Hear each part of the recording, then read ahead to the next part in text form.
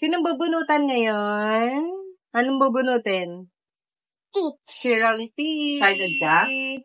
Excited ka po? Yes. Excited talaga, ha? Excited Bye-bye. talaga? Excited talaga yan? Ha? Excited talaga yan? Opo. Patingin na excited na bubunutan? Pakita mo si Bert. Opo. Hello siya. Hello. Hello! Talaga excited ka po? Opo. Huwag ka matatakot mamaya, ha? Kayo, Dok, ha? Ano ganun mo to? Mainit! Lang pa. Diyan lang yung tubig. Nandun ba si Papa? Naka-video ba yan? Umalis na po. Naka-video ba yan? Pumasok, Ayun, oh. Bert. Masig! pumasok sa 1-6 to boy! Mama, pumasok sa Bert. Opo. Sino mo? 1-6! Masig! 16 pesos. So, ayun guys, aalis kami ngayon kasi schedule ngayon ng bunot ng summer. Last week kasi Merkulis din na pina-check up namin siya kasi nga sumasakit yung sirang ipin niya sa may baba. So, ayun. In-x-ray siya, yung ipin niya, tapos yun nga, kailangan nang bunutin daw yung isa.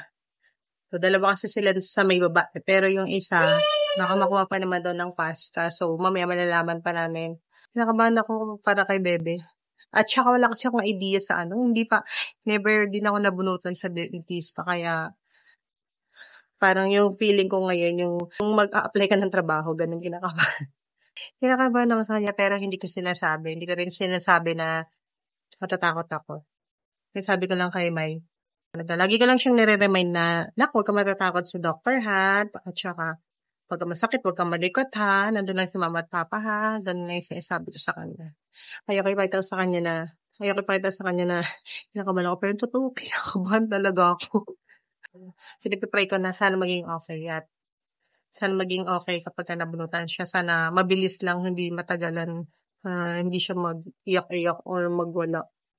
Ayun, itatry ko na makakuha mamaya ng video or picture pagka para ma-document yung first bunot.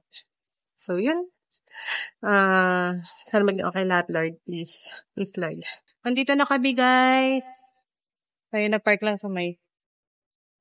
Dito na kami. Kinakabahan ko. Para maging okay lahat. Please, Lord.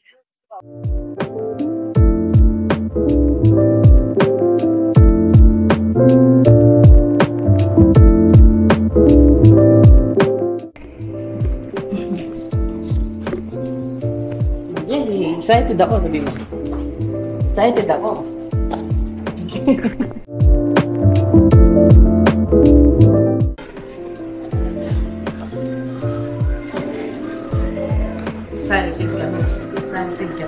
Excited kami. Pabunot ng ipin. Excited kami. Excited ka? Excited ka? Wala, parang humina. Excited ka? Excited ka magpabunot ng ngipin? Yun! Tanggalan natin yung makigutin, may bulati. Yung bulati kasi, di ba mas masakit yung ngipin mo? Yung bulati na yun sa ngipin mo, yung tumutuso. Kinakagat yung ngipin mo, kaya masakit yung ngipin mo. Kaya patanggalan natin yan, ha? Hanapin natin yung bulati sa tip mo. Meron yan. Takot lang yan. Sarang si mama, ha? Sabi.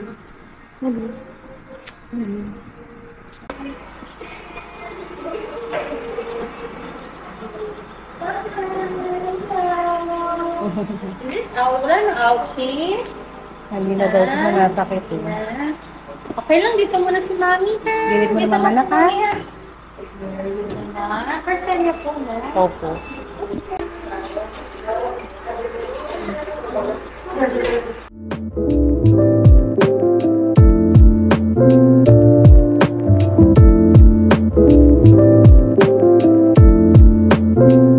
Very good naman ito. Nice lang. Relax lang, Manta. Relax lang po. Nice lang. Ano, nabumok na yung ngipin.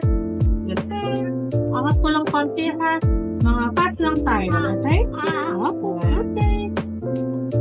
Ang guling niya sama, oh. Ayun, oh, tanggal na nito, oh. Plus ice ka lang, tanggal na. Kaya mo yan ako. Relax lang. Okay, dala. Wala ni ko.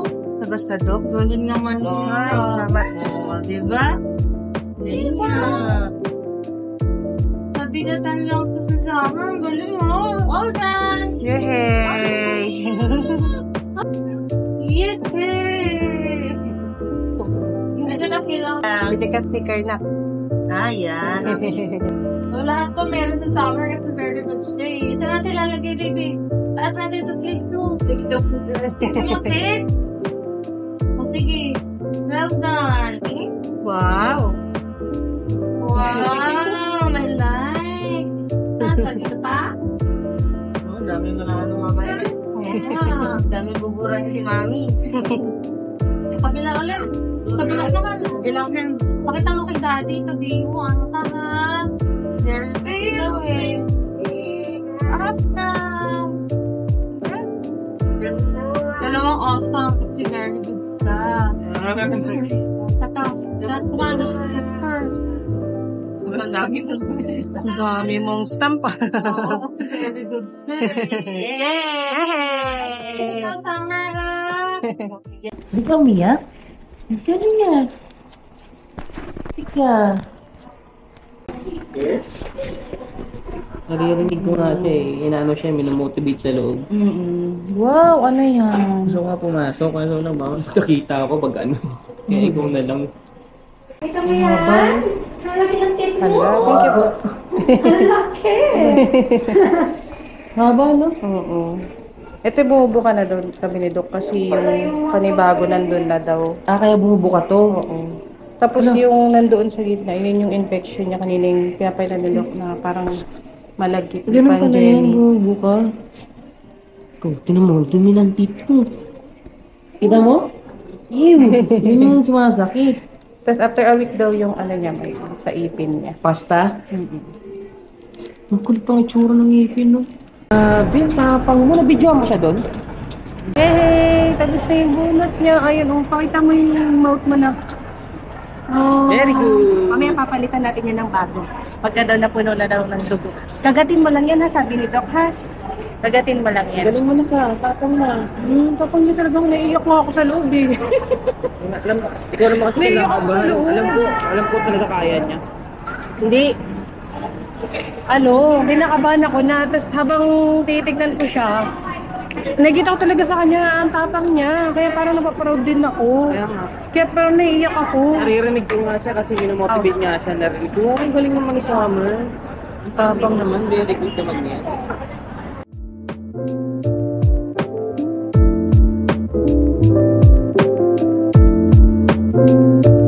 Ayan guys, after ng bunot. After ng bunot, shooting naman siya. Wow!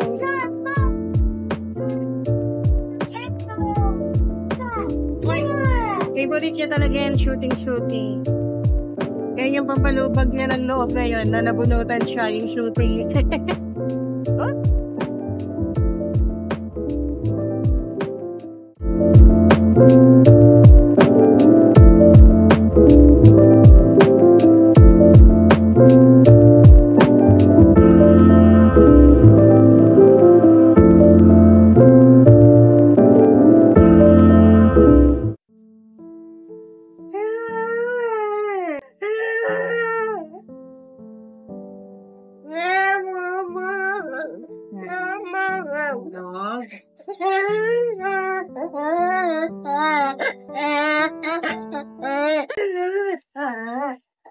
Dog.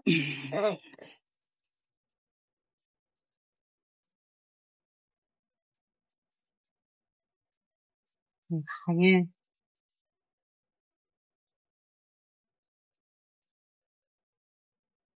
Yes, mami?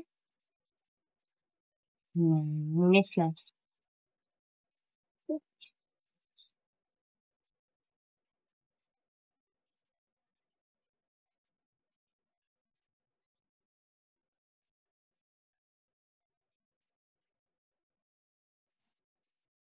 Ay, wala ng teeth. Wala ng teeth. Ang tingin mo dun? Ah. Ay, wala ng tip doon. Oh, sa gilid. Wala ng tip sa gilid. Wala nang sasakit. Pagka gumaling na yan, yung pinagbunutan, anak. Wala nang masakit na sirang tip. So, ito ngayon, karga-karga ko ang baby ko ngayon kasi bagong bunot siya ng ipin, guys. Bagong bunot siya ng ipin. Ayan. Kakaiyak lang niya kasi masakit daw. Sakit na yung tip? Ay, tip! Wala na pala yung tip. Natanggal na pala yung tip na masakit. Masakit na lang yung pinagbunutan, no? Pero tagaling din yan, na. Ha? So, yun. Pinabunutan namin siya ngayon, guys. Kasi nga, yung iniinda niya yung teeth niya na masakit. May sira kasi siya dito sa may right side ng ano niya. Tara? Last Wednesday, pina-check up namin siya. Biglaan lang talaga kasi nung time na yun, kumain siya ng tinapay at saka yung sinasusaw niya sa Milo. Next namin iba-check up agad. So, pumunta kami ng Kai Mall. In-x-ray siya para makita yung ano niya kung kailangan na tagambutin na magpapasa pasta. Nandito na pakatago. Yung sa bag.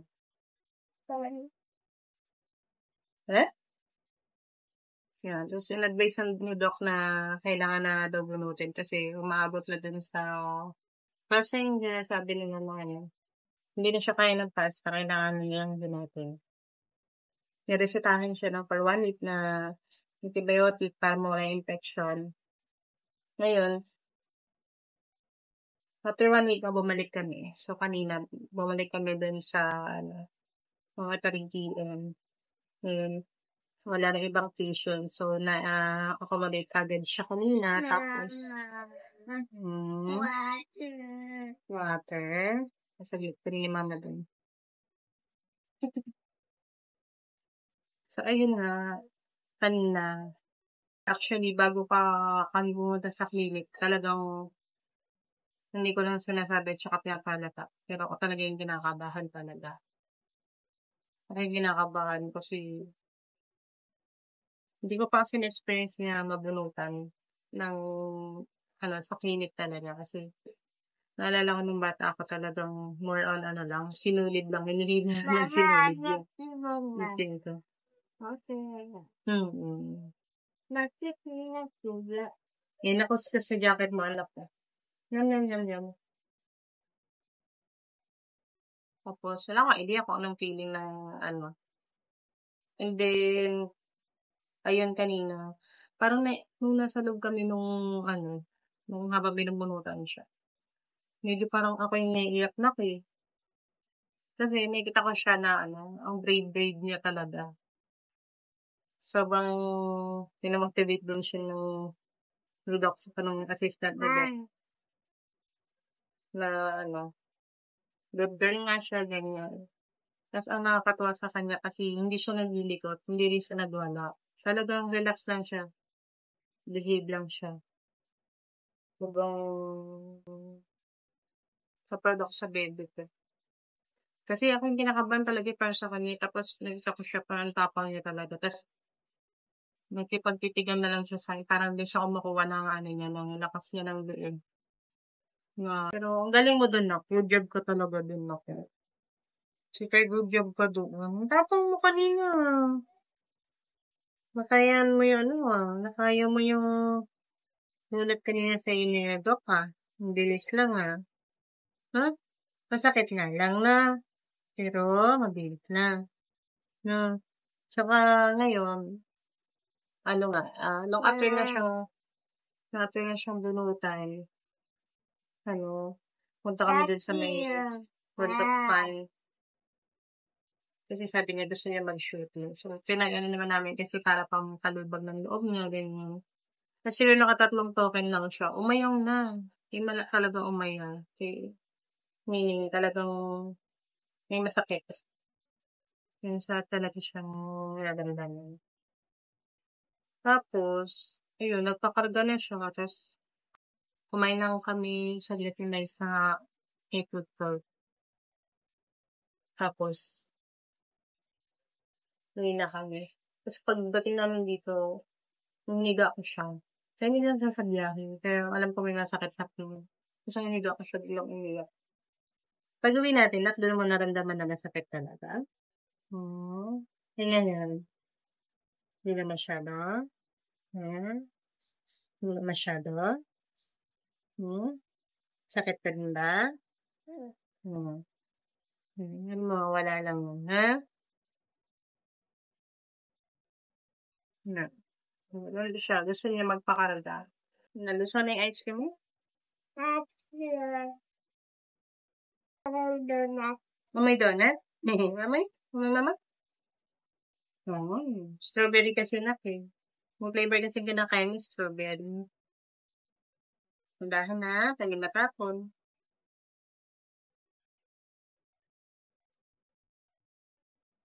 So, bali next week, babalik pa kami doon kasi para check yung ano niya, yung kabila niyang ikan. So, yun kasi sabi ni Doc, yun pwede pang ipasta daw. So, galing mo na ito. Tapos balik tayo kay Doc next week, ha? Yung kabilang tip mo naman, papalinisan. Okay. Yung kabilang may sira, di ba? Hindi to rin sa taas. Titingnan ni Doc kung anong pwedeng gawin. Baka hayaan na lang. Hintayin na lang nasira dito mo. Hintayin na lang mabungit. So, babalik pa tayo sa next week. So, check pa natin yung sa mong teeth. Hala, natulalaan na. Papasta na lang yun na. Ubus mo ice cream? Ito galing ah. Ayos. Yummy? Strawberry tsaka cheese? Nabalik pa tayo next week kay Doc, ha? Okay? Ready ka bumalik pa? Kaya mo yan, strong ka eh. Bubunutin, linisan lang. Hininisin lang na. Bye-bye. Nagpapagaling muna ako ng teeth. Nagpapagaling muna ako teeth.